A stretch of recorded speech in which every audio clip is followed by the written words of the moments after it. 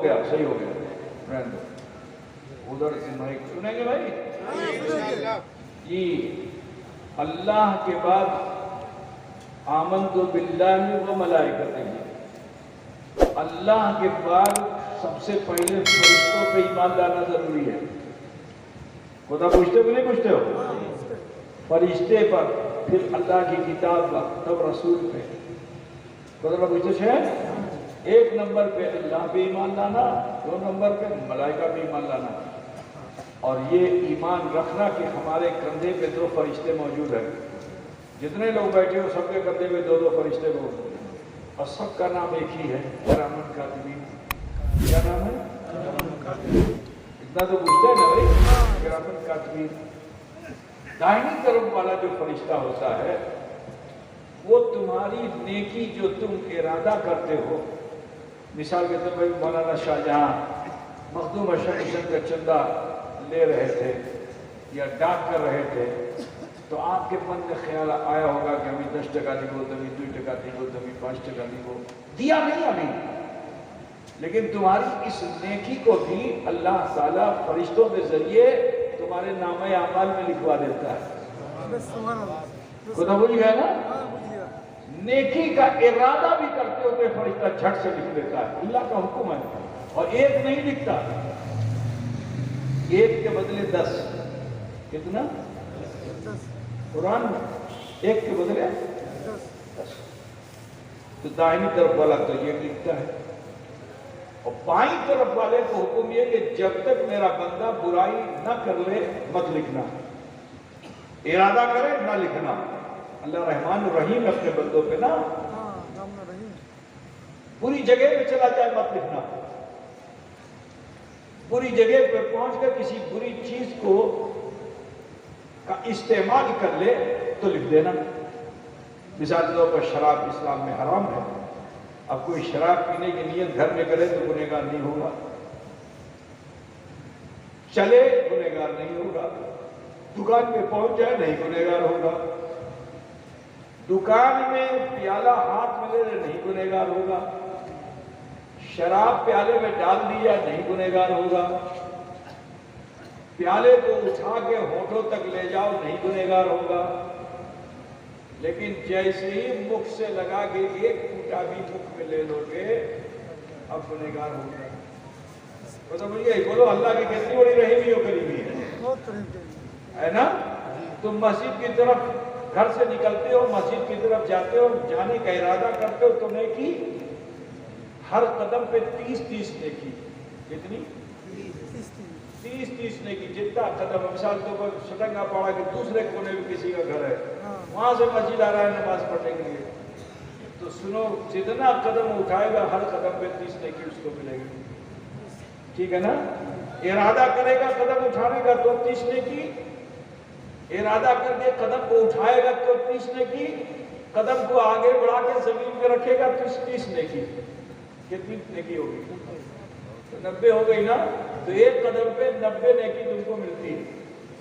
خدا کا پوچھتے سے نا نیکی کا حال ہے، اور برائی جب تک کرو گے نہیں فرشتہ نہیں لکھے گا۔ لیکن سنو، ہم اور آپ نے کلمہ پڑھا ہے، تو جب کلمہ پڑھنے کی بنیاد پہ ہم امت رسول ہیں تو یہ فرشتہ ہم پہ احسان کرتا ہے۔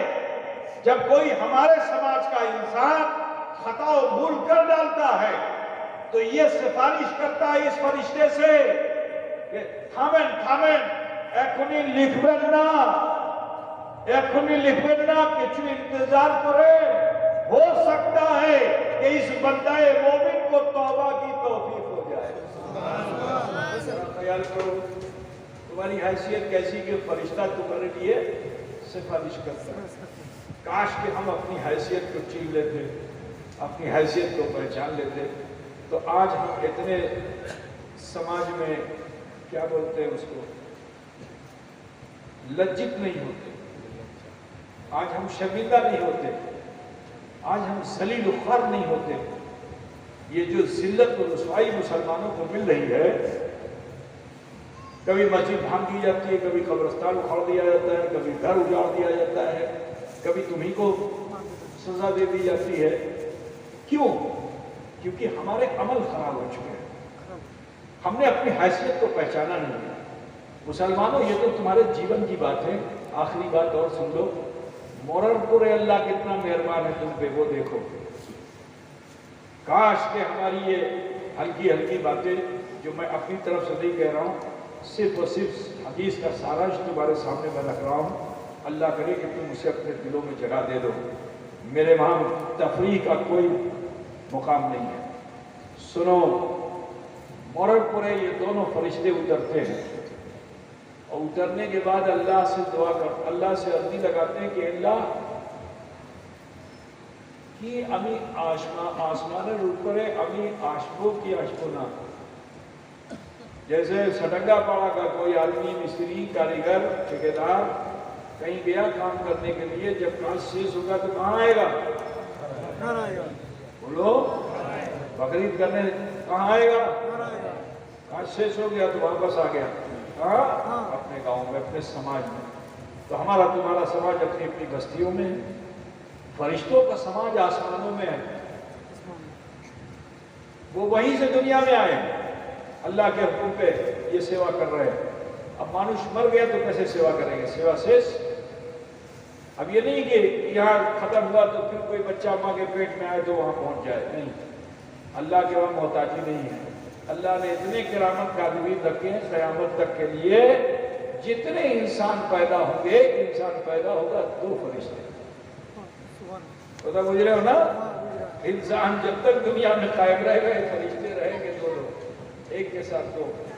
اب وہ فرشتہ پلٹ کے دوسرے کے کندھے پہ نہیں جائے گا، اس کی ڈیوٹی شیش. تو وہ اللہ اپنی مرضی سے جائے گا بھی نہیں. اللہ سے عرض کرے گا کہ اللہ یہ امی آسمانے روپے آشتے پردوں کے نائیں، امی آشتے چاچی، امی آشبوں کی نائیں. تو اللہ تعالیٰ ان دونوں فرشتوں کو یہ نہیں فرمائے گا کہ تم آسمان پہ چلے آؤ، بلکہ ان کلمہ پڑھنے والوں کے اگرچہ اچھے ہوں یا برے، انہوں نے کلمہ پڑھ لیا ہے اور رسول اللہ کے امتی ہو گئے ہیں، تو اللہ تم پہ اتنا مہربان ہے کہ ان دونوں فرشتوں کو حکم دیتا ہے کہ مرنے والے کی قبر پہ جاؤ، ایک پہچانے کھڑے رہنا اور ایک سراہنے کھڑے رہنا، صبح قیامت تک اس کی مغفرت کی دعا کرتے. اپنی حیثیت کو پہچانو مسلمان. آج ہم بھولے بیٹھے ہوئے ہیں، آج ہم نے اپنی حیثیت کو بھلا ڈالا. اے مسلمانوں، لوٹ آؤ اور وہ شریعت جو مصطفیٰ نے ہمیں دی ہے اس کو اپنا لو. عزت، سرفرازی تمہارا قدم چومے گی. تمہارے ہی تعلق سے قرآن میں اللہ فرماتا ہے کہ محمد الرسول اللہ والذین معہ اشداء علی الکفار رحماء بینہم تراہم رکعا سجدا یبتغون فضلا من اللہ ورضوانا سیماہم فی وجوہہم من اثر السجود. محمد صلی اللہ علیہ وسلم اور ان کے ماننے چاہنے والے کافر پر شدت پسند ہے، آپس میں صلہ رحم ہے. عزت کہاں سے ملے گی؟ سن لو، باطل سے دوستی نہیں کرنا ہے. بولو نا بجھتے چلنا. آج مسلمان سب سے زیادہ دوستی کس سے کر رہا ہے؟ بولو بھائی. تمہارے وہاں، ہمارے وہاں، پورے جگ میں جہاں مسلمان رہتا ہے باطل سے دوستی. اس سعودیہ کو کیا ضرورت ہے کہ وہ اسرائیل سے دوستی کرے؟ وہ اسرائیل کے جو کچھ تو خون کر رہا ہے، مسلمانوں کا خون بہا رہا ہے.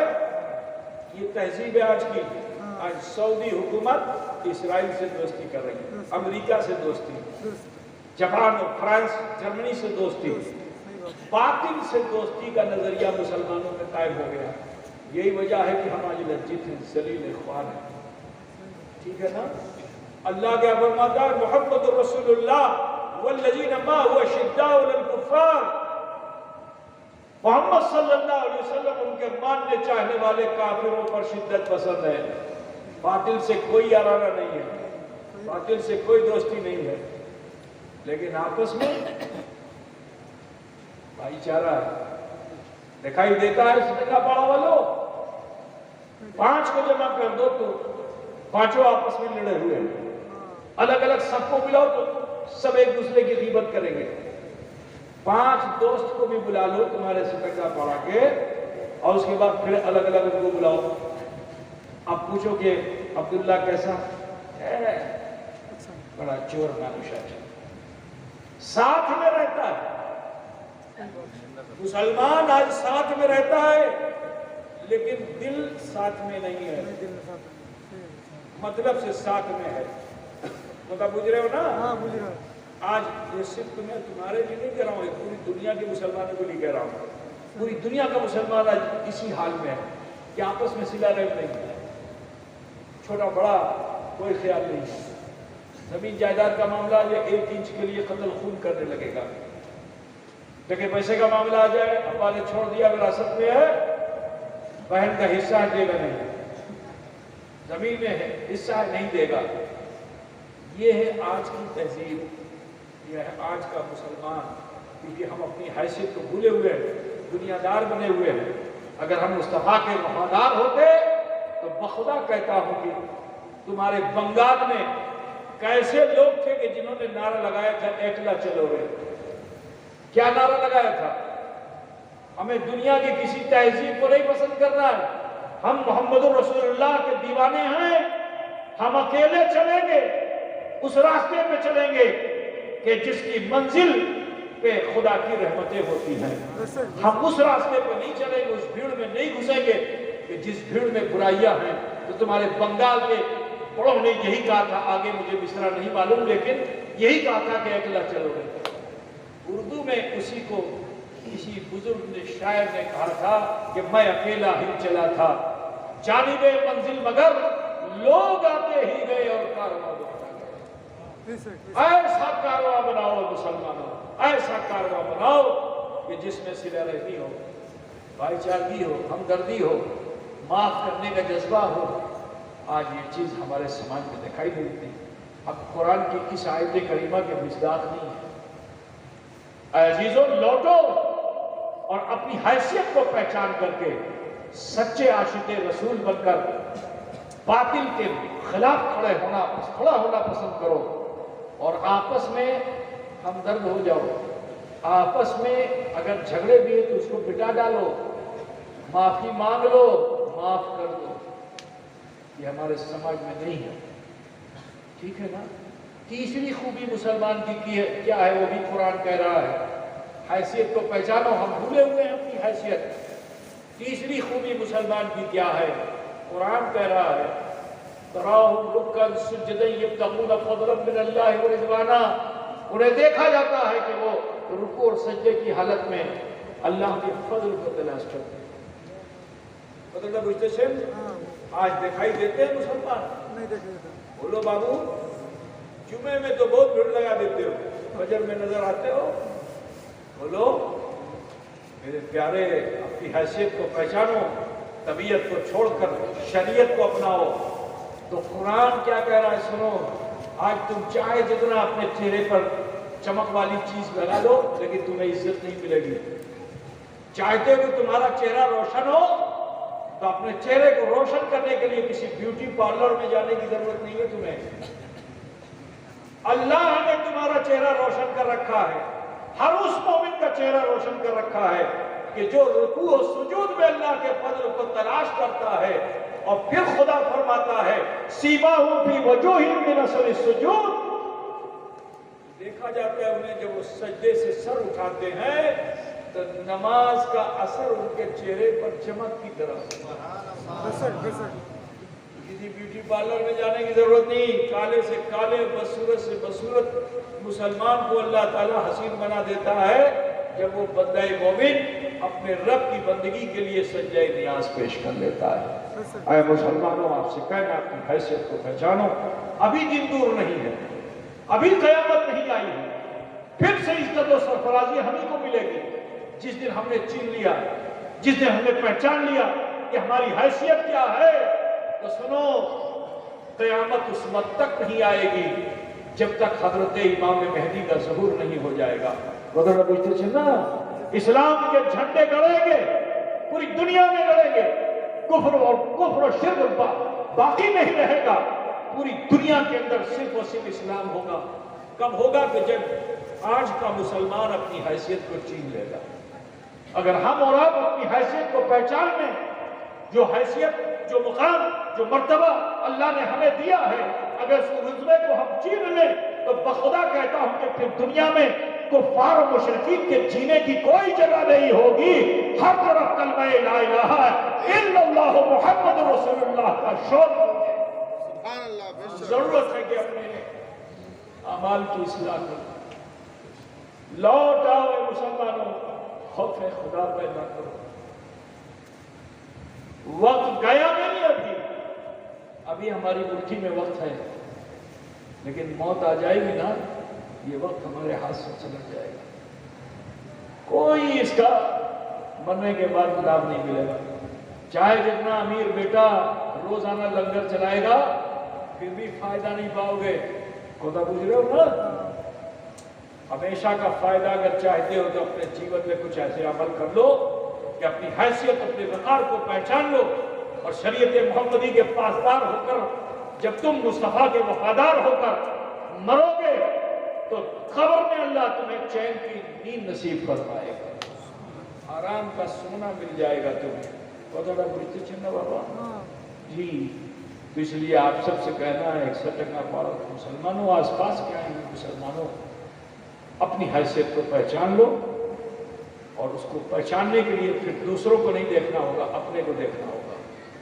آج افسوس یہ کہ ہم اپنی حیثیت بناتے کیسے ہیں؟ دوسرے کو دیکھ کے.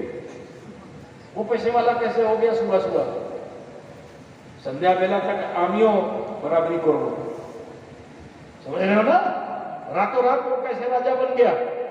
ہم فقیر ہیں، اس کی طریقے کو تم بھی اپناؤ گے، اور جب اس کے طریقے کو اپناؤ گمراہ ہو جاؤ گے، بے دین ہو جاؤ گے، پت پرست ہو جاؤ گے. وہ بھوکا رہنا اچھا ہے، وہ فقیری اچھی ہے، وہ غربت اچھی ہے کہ جس میں ایمان باقی ہو. تو لہٰذا آپ سب سے کہنا ہے کہ ابھی سمے گیا نہیں ہے، قیامت آئی نہیں ہے. رسول پاک نے فرما دیا ہے توبوا قبل ان تموتوا، توبہ کر لو اس سے پہلے کہ تمہیں موت آ جائے.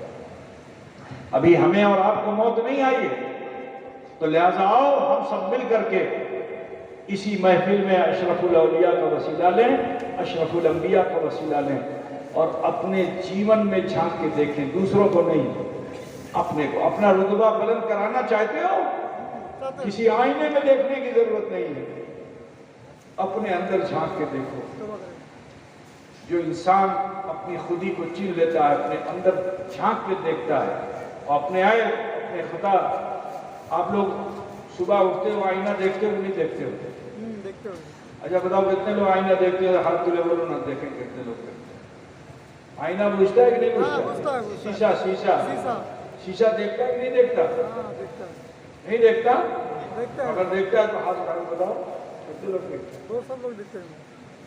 اچھا جب شیشہ دیکھتے ہو تو تم اپنے کو چاہے جتنا سندر سمجھو، شیشہ تم کو تمہارا عیب دکھاتا ہے کہ نہیں دکھاتا؟ بال جھاڑ کے نکلے تھے جیسے ہی شیشہ دکھا، بال لٹک گیا ادھر، تو تمہارا من کیا چاہتا ہے؟ اس کو وہیں چھوڑ دیں؟ نہیں، صحیح کرنا پڑے بھائی.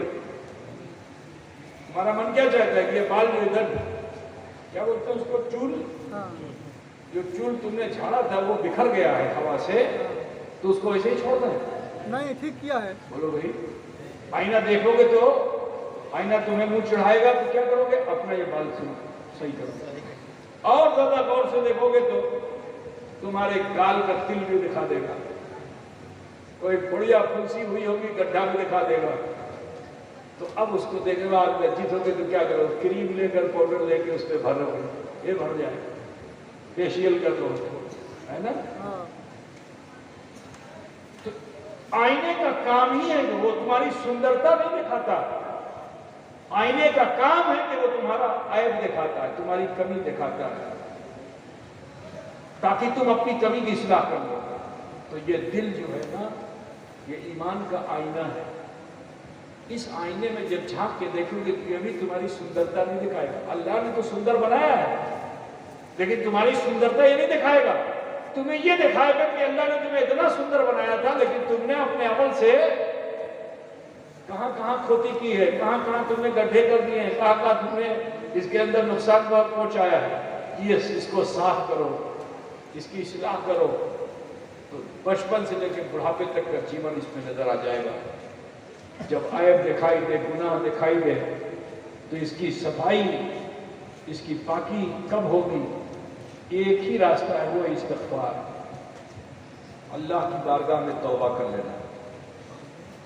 اللہ فرماتا یا ایھا الذین آمنوا توبوا الی اللہ توبۃ نصوحا، کہ اے ایمان والو اللہ کی بارگاہ میں توبہ کرو اور توبہ نصوحا کرو، عہد کر لو کہ اب جو توبہ کروں گا تو پھر اس خطا کی طرف نہیں جاؤں گا۔ اگر ایسی توبہ تم کر لیتے ہو نا تو میرے نبی فرماتے ہیں کہ التائب من الذنب کمن لا ذنب لہ، گناہوں سے توبہ کرنے والا انسان ایسا ہو جاتا ہے گویا اس نے کوئی گناہ کیا ہے۔ بولو بھائی ارادہ بن رہا ہے؟ میں تو ارادے کے ساتھ جا رہا ہوں توبہ کرنے۔ اب دیکھتا ہوں کہ آپ لوگوں میں سے کتنے لوگ ہیں جو توبہ کا ارادہ رکھتے ہیں۔ جن کو توبہ کرنی ہے دو زانو بیٹھ جائیے، نماز میں جیسے بیٹھتے ہیں، ماں بہن بیٹیاں سبھی۔